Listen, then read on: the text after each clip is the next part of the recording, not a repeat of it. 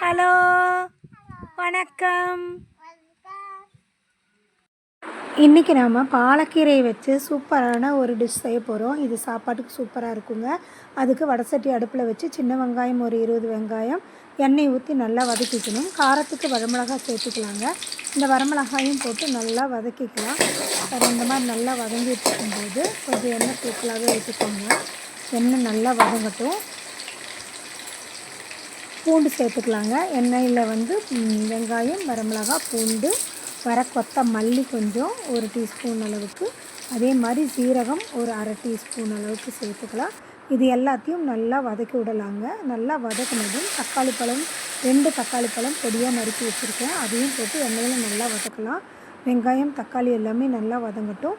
இப்போ பொடியாக கட் பண்ணி வச்சுருக்க பாலக்கீரை அது கூட சேர்த்துக்கலாங்க. எனக்கு 2 கைப்பிடி அளவுக்கு இருந்தது. அந்த கீரை நான் அது கூட சேர்த்துருக்கேன். இந்த 2 கைப்பிடி அளவுக்கு தக்காளி பழம் 2 பழம் போட்டுக்கோங்க, நல்லாயிருக்கும். இதை நல்லா பரட்டி விட்டுக்கலாங்க. நல்லா பரட்டி விட்டுட்டு தக்காளி வெங்காயத்தை கூட சேர்ந்து இது நல்லா வதங்கட்டும். இப்போது இந்த கீரைக்கு தேவையான அளவு உப்பு சேர்த்துக்கலாங்க. உப்போடு சேர்த்து நல்லா பரட்டி விட்டுக்கலாம்.